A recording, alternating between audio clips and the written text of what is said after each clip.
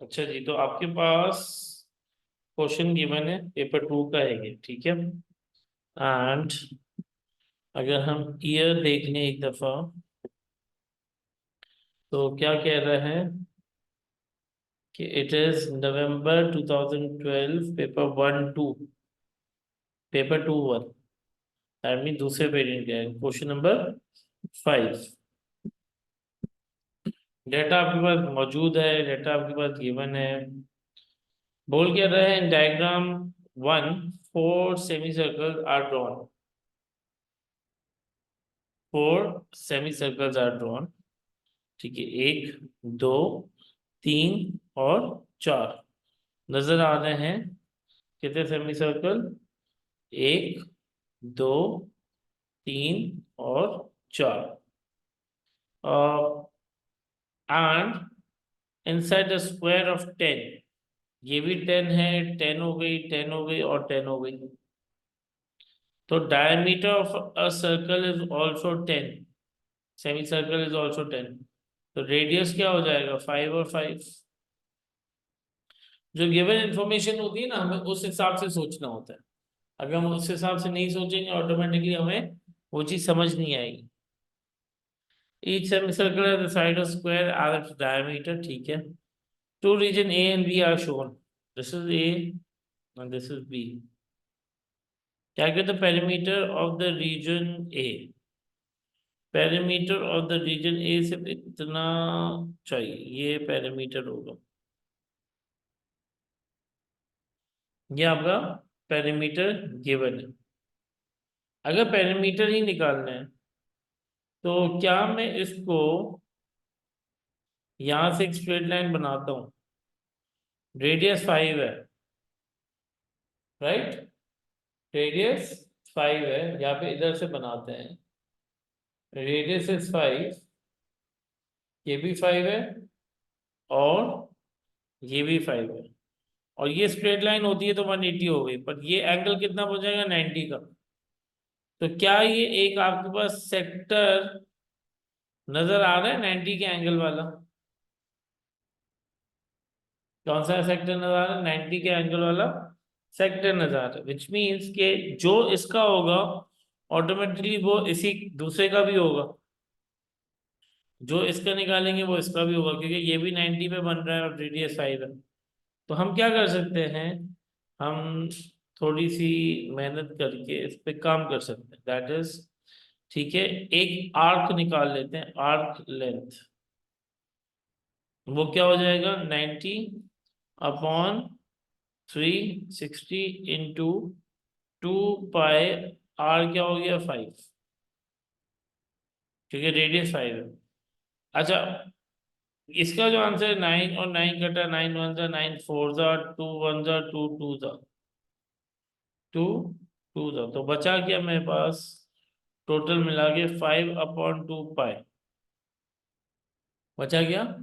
5/2 पाई, और 5/2 पाई बेसिकली वो एक ही का है। दैट मीन एक लाइन बन गई ना, यहां से लेके ये निकाल दिया हमने। तो हमें तो ये भी चाहिए, दूसरी वाली भी। तो दूसरी वाली के लिए हम क्या करेंगे? ×2। तो 2 और 2 कटा, बचा गया 5 पाई। तो कैलकुलेट, अच्छा, उसने एक्सप्रेस करने को नहीं बोला, उसने आंसर बोला है। तो 5 पाई कैलकुलेटर में डाल के क्या कितना आता है? 15.7 सेंटीमीटर। तो ये तो आपके पास आ गया 15.7 सेंटीमीटर। पार्ट ए का आंसर था, क्योंकि पेरीमीटर निकालना था, तो पेरीमीटर क्या हो जाती है? बाउंड्री हो जाती है। क्या हो जाती है? बाउंड्री। फिर बोला calculate the perimeter of the region B. अब रीजन बी ये रहा, एक ये और ये रहा। तो अब मुझे इतना पता है कि अगर मैं इसकी बात करूं, ये और ये, जो ये होगा वही ऑटोमेटिकली ये भी होगा। तो इसका मतलब ये वाली और ये किसके बराबर है? इसके बराबर है। तो इसका मतलब ये क्या हो गया? 15 पॉइंट कितना था हमारे पास? 15.7। तो इन दोनों लाइन का कितना होगा? 15.7, राइट? तो ये हो गया 15.7 एंड ये लाइन कितना हो गया 10, तो विच मीन्स हम आराम से बोल सकते हैं, यहाँ पे लिख लेते हैं कि this is 15.7 plus 10, which will be 25.7. Since it is 1 mark, so it is fine enough to write it down in this way as well. So 15.7 is for the 2 arcs and 10 is for the square length. So 25.7 arc. For the diagram 2, अब ये diagram 2 given है आपके पास. Draw all the lines of symmetry. Lines of symmetry क्या होती हैं? Symmetry line होती है जैसे rectangle है. अब rectangle की एक लाइन ऑफ सिमेट्री ऐसे बनती है, एक लाइन ऑफ सिमेट्री आपकी ऐसे बनती है, क्योंकि ऑब्वियसली बात है डायगोनल में इसकी बन नहीं सकती. तो रेक्टेंगल की लाइन ऑफ सिमेट्री हम कितना बोल सकते हैं भाई? ठीक है, 2 बन जाएगी. ठीक है, तो सिमिलरली इसका मतलब सिमेट्री क्या होती है? ओवरलैप करना. क्या करती है? ओवरलैप करना. तो कहना से अगर मैं इसको ब्रेक करता हूं तो एक मैं ब्रेक यहां से करूंगा, इसको इससे करते हैं, ब्रेक करना है राइट, तो हम करते हैं ब्रेक, यहां से ब्रेक करते हैं. अगर मैं इसको ऐसे लाइन बनाता हूं तो ये वाला पॉइंट इधर आके ओवरलैप हो जाएगा, ये वाला पॉइंट इधर आके ओवरलैप हो जाएगा, तो इसका मतलब ये लाइन ऑफ सिमेट्री बन गई. ऐसे भी तो लाइन ऑफ सिमेट्री बन सकती है, बट ये वाला जो पॉइंट है वो इधर आके ओवरलैप करेगा, ये वाला पॉइंट इधर आके ओवरलैप करेगा. ये क्रॉस में भी बन सकती है लाइन ऑफ सिमेट्री, ये वाला पॉइंट इधर आके ओवरलैप कर जाएगा और ये वाली जो लाइंस हैं ये इन पे ओवरलैप कर जाएंगे. तो सिमिलरली ऐसे भी बन सकती है.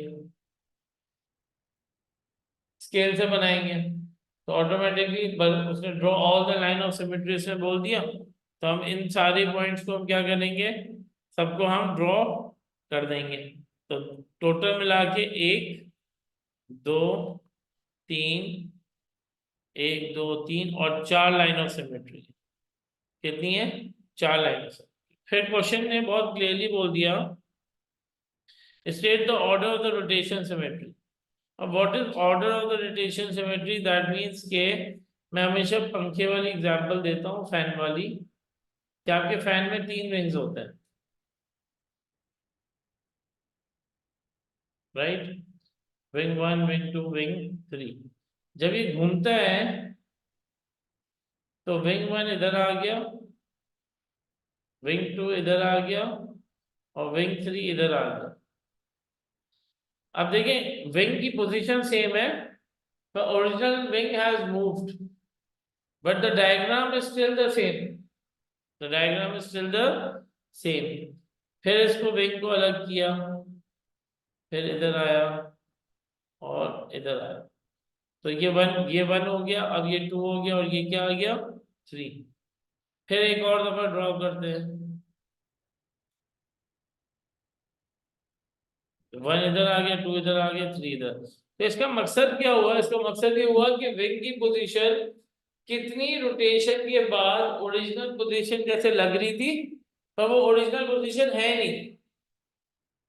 देखें जब मैंने इसको इसमें चेंज किया तो 1 वाला जो है ना वो इधर आ गया, 2 वाला इधर चला गया और 3 वाला इधर आ गया राइट. पर ये लग तो अभी भी वैसे ही पंखा रहा है जैसे यहाँ पे. सिमिलरली यहाँ पे भी ऐसे ही है, 1 वाला इधर गया, इस साइड आ गया, 2 वाला जो इधर था वो इस साइड आ गया, 3 वाला जो इधर था इस साइड आ गया. Still looking same other than the diagram, my diagram, but still looking same.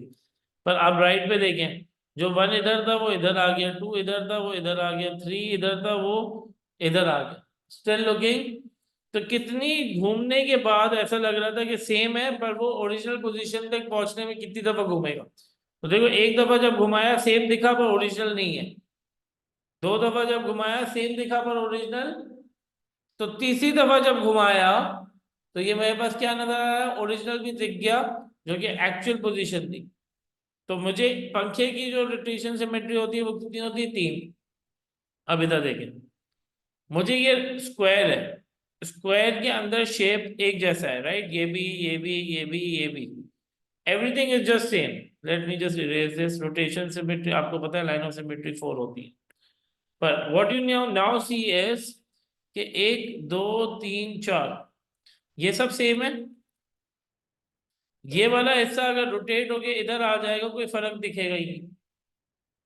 ये वाला हिस्सा अगर रोटेट होके इधर आ जाएगा कोई फर्क दिखेगा। सिमिलरली ये वाला हिस्सा इधर रोटेट होके इधर आ जाएगा कोई फर्क नहीं दिखेगा। ये वाला हिस्सा रोटेट होके इधर आ जाएगा कोई फर्क नहीं दिखेगा।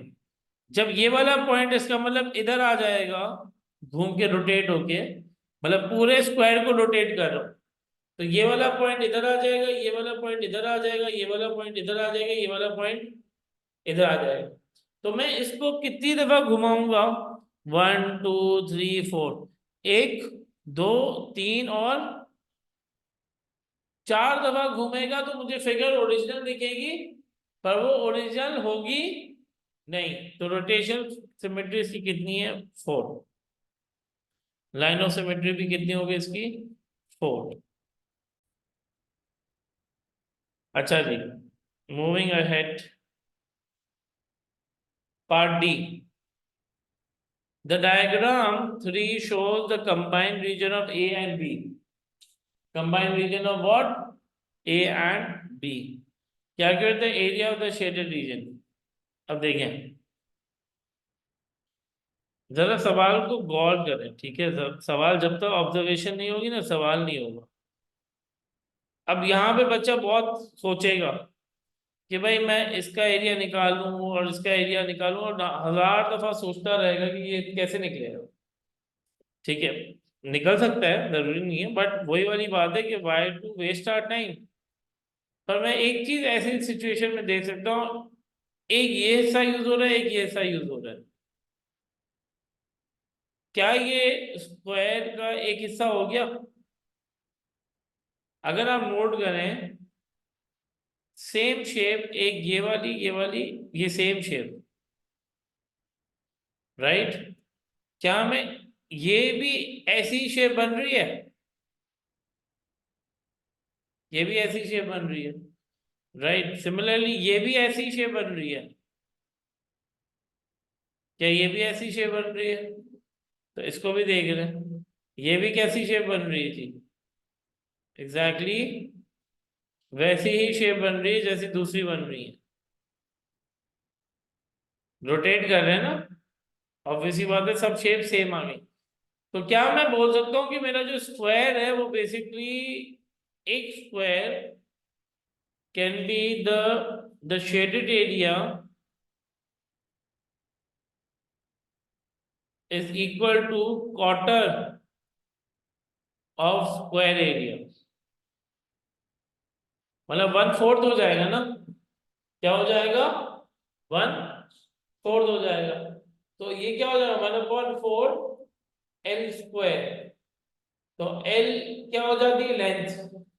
तो 1/4 10², 100/4, 50/2, तो ये कितना आ गया? 25। एरिया हमेशा सेंटीमीटर स्क्वायर में होता है, तो 25 सेंटीमीटर स्क्वायर बन गया ये। क्या बन गया? 25 सेंटीमीटर स्क्वायर बन गया।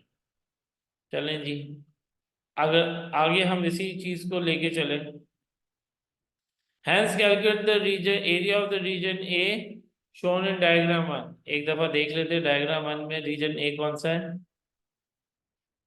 रीजन ए ये रहा, ये एरिया चाहिए, ठीक है? तो अगर ये एरिया चाहिए, मांगा भी हमसे क्या है? एरिया मांगा, ये चाहिए एग्जैक्टली exactly, ये वाला हिस्सा। अब इस एरिया को निकालने के लिए what I need to do is कि अगर मैं पूरा, नजर आ रहा है कि भाई मेरे पास इसको ब्रेक कर सकता हूं, इसको ब्रेक कर सकता हूं, राइट? और मुझे ये पता है कि यहां से लेके यहां तक कितना है? 5। तो ऑटोमेटिकली यहां से लेके यहां तक भी कितना होगा 5, ये भी कितना हो गया 5 हो गया, यहां से लेके यहां तक भी कितना हो गया जी 5 हो गया। तो एक हिस्सा निकाल सकता हूं सेक्टर का एरिया लगा के, दैट मीन मैं एक सेगमेंट निकाल दूंगा और सेगमेंट को मल्टीप्लाई बाय 2 कर दूंगा तो ये आ जाएगा। एक सेगमेंट है, सेगमेंट निकालने के लिए ये निकाल लेता हूँ, ये वाला हिस्सा। तो एक 90 वाले एंगल से दैट मीन्स ये क्या हो जाएगा, area of sector minus area of triangle, क्या दे देगा, एरिया ऑफ सेगमेंट। ये देखें ये मेरे पास ऐसे बन रहा है, राइट। ये 5 का सेक्टर हो गया, क्या हो गया।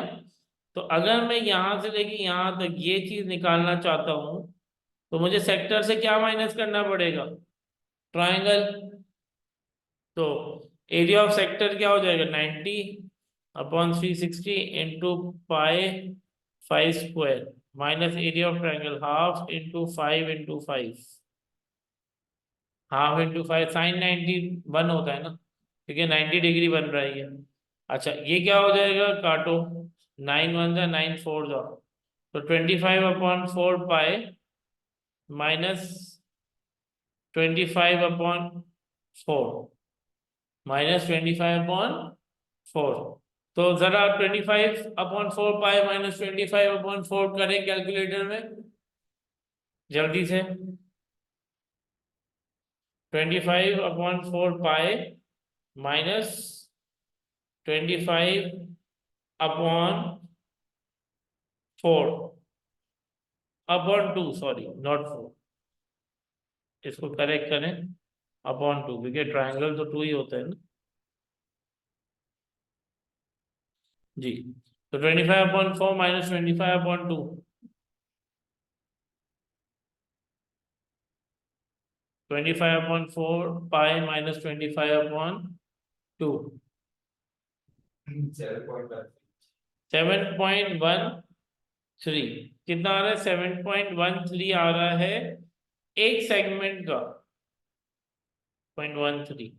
तो अब जरा इसमें देखें यहां से लेके यहां तक, ये अगर मैं यू बना दूं तो यू बेसिकली ये दोनों एक ही हो गया ना।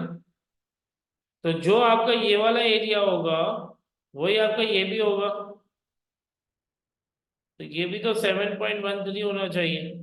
तो बेसिकली मल्टीप्लाई बाय 2 करना पड़ेगा, क्या करना पड़ेगा, मल्टीप्लाई बाय 2। तो 7.13 मल्टीप्लाई बाय 2 कितना आ रहा है, 14.26 सेंटीमीटर क्यूब। तो मेरा क्या आंसर हो गया, 14.26 सेंटीमीटर स्क्वायर, सॉरी। तो 14.26 सेंट। अब ये क्वेश्चन नवंबर 2012 पेपर 2 1 क्वेश्चन नंबर 5 है, राइट। प्लीज ध्यान दें कि important part of the syllabus है मेंसुरेशन पेपर 2 के लिए। और बच्चा अब इसमें से if you just look, 1 mark, 2 mark, 2 mark, 3 4, 4 के बाद 5 6 7 8, 3 4, दोबारा करते हैं, 5 6 7 एंड 8 मार्क का क्वेश्चन है ये। अब नॉर्मली ऑन एवरेज देखो, नॉर्मली ऑन एवरेज अगर इसमें आपके 6 या 7 मार्क आ जाते हैं ना आउट ऑफ 8, तो this is good enough, it is good enough, but make sure that you try to get what maximum marks। कुछ बगैर वर्किंग के छोड़ के नहीं आ, क्योंकि वर्किंग छोड़ के आओगे automatically will not be able to get the marks, क्योंकि कहीं कहीं पे आपके फॉर्मूला के मार्क, कहीं कहीं पे आपके स्टेप के मार्क आपको कहीं ना कहीं पे मिल जाते हैं। तो I don't want you to lose those marks. So this was November 2012 paper 2 1 question number 5 and question number 1 from the book.